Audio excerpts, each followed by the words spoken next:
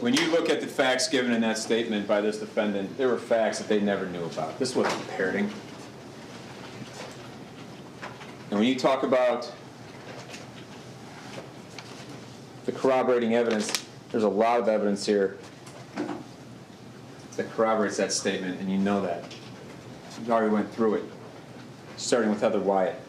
But let's talk about this. Evidence you don't have is that the sole control of that defendant.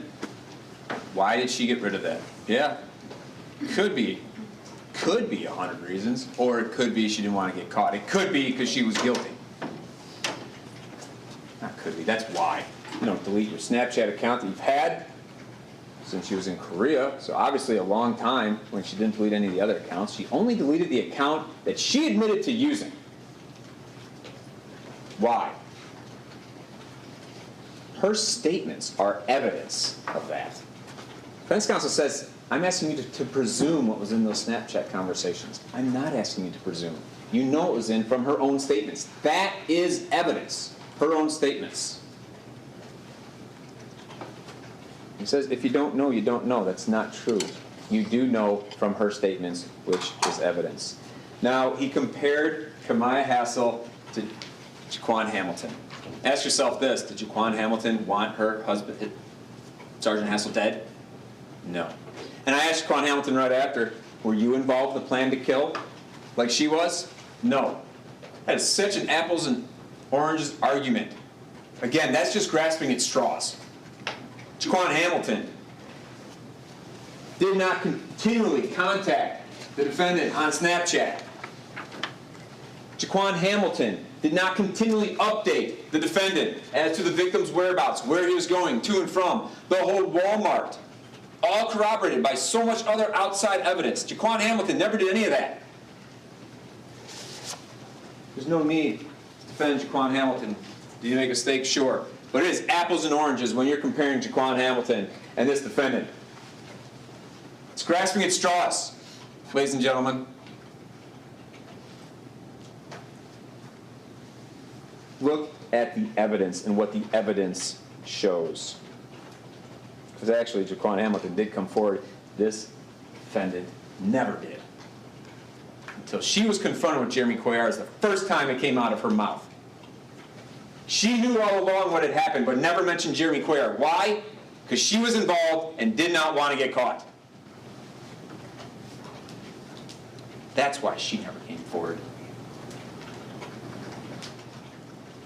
It has nothing to do with Jaquan Hamilton. Again, he did not want this defendant dead. She did. Lunguski's statements. You're right. He is very good at what he does. And this was, no, she didn't know Detective Lunguski before this. Sergeant Lanier testified that Rick Biggert offered, do you want to go meet with this gentleman? And she says, yeah, I want to go. I want to clear my name. So they drove her up voluntarily on her part. At that point, yes, she says, I will go meet with him. There's nothing coercive about that. And in her own statement to her mom, she said, no, they're not coercing me, Mom. We planned it. To her mom.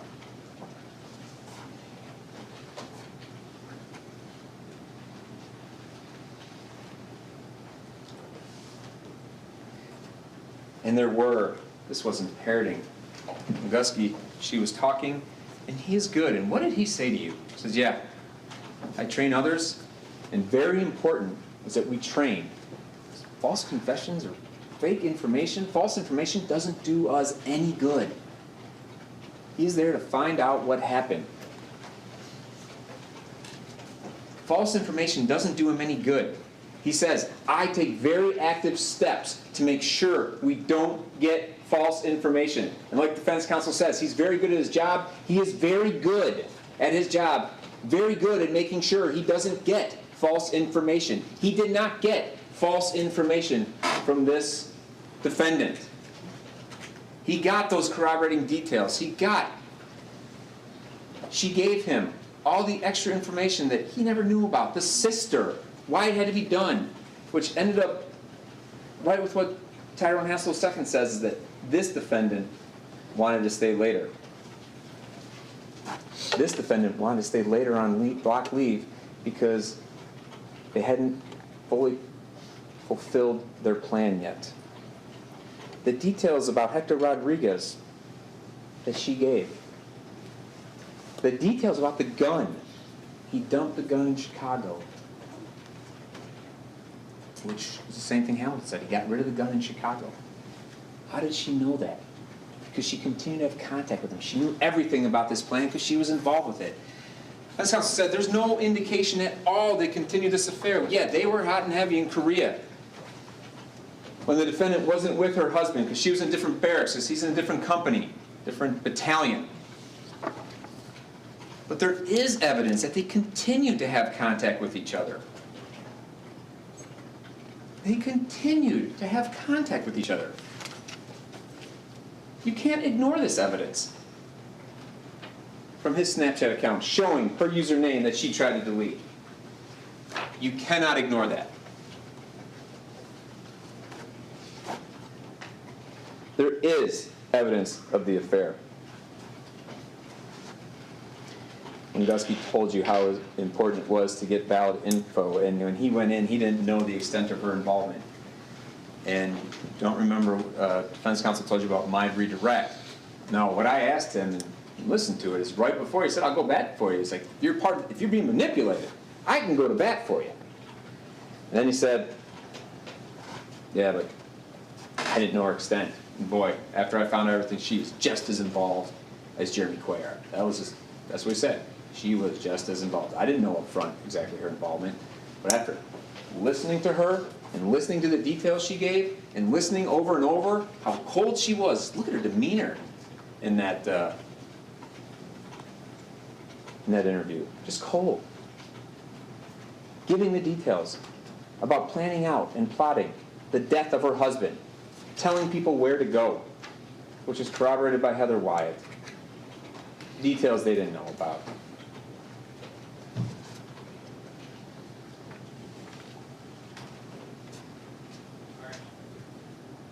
So see, I go to bat for you if you're being manipulated. But they said, no, boy, I found out she was just as guilty as he was in his own statement. In her own statement.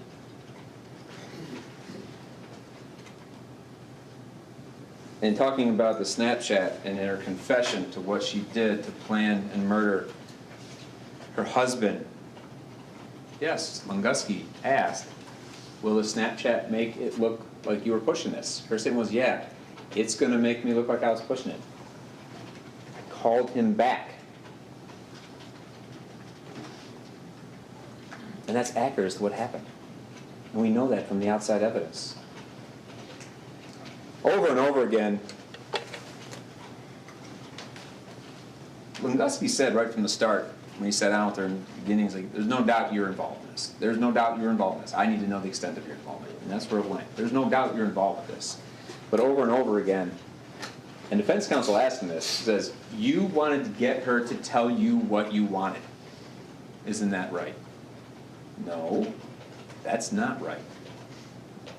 Lunguski, in all his years of experience, what he wanted, he says, I told her, what I want is the truth. He told you that. He told defense counsel that when the defense counsel tried to ask him, you just wanted to make her say what you wanted to hear.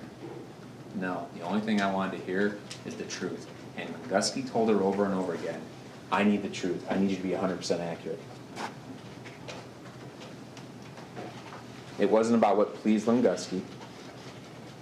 It was about making it accurate. The details in that confession, the details that she gave, matched up with everything else.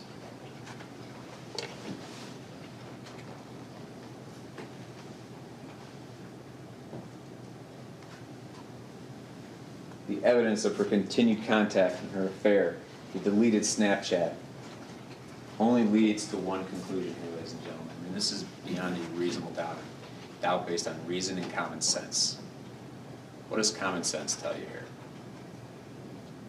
What does common sense tell you happened here? Common sense tells you all that this defendant planned this murder with Jeremy Cuellar to murder her husband.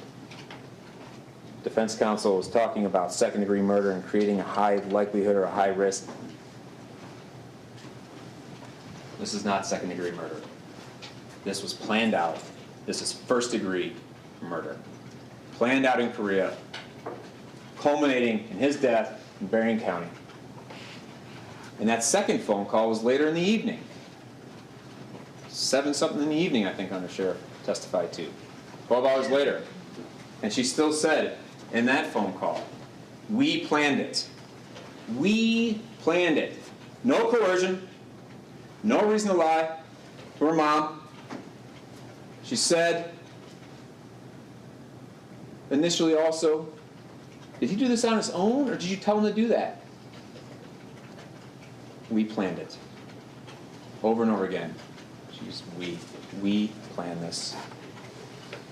This isn't second degree, ladies and gentlemen. This is first degree because they planned it out so far in advance. She had every time in the world if she wanted to call it off. She had every time in the world to stop it from happening, and she didn't. It's not something that she said. She took it seriously because she was in on it.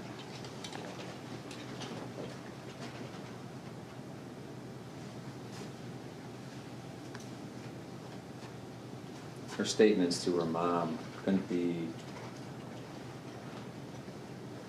the one statement. Did you all think you could get away with this? We thought we could. Well, if she didn't do anything, what is there to get away with? Why would she make that statement? If she didn't do anything wrong, what is there to get away with?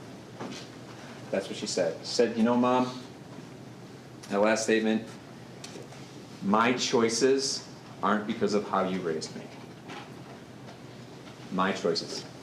Everything about this case, her choices that she made with Jeremy Cuellar. Everything about this case comes down to her choices that she made to follow out the execution of her husband.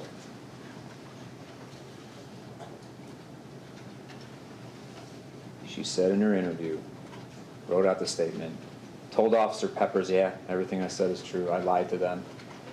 And she said in her phone call with her mom, I was staying with Big Ty and I lied to that family, I lied to my family. She admitted over and over that she lied. The choices that she made brought us here today. The choices that she made to carry out the murder of her husband brought us here this week. She knows she is just as guilty as Jeremy Cuellar. She knows that. She said it. And you know it too. Not for second-degree murder, but for first-degree murder and conspiracy to commit first-degree murder. Hold her accountable. Hold her accountable for her actions.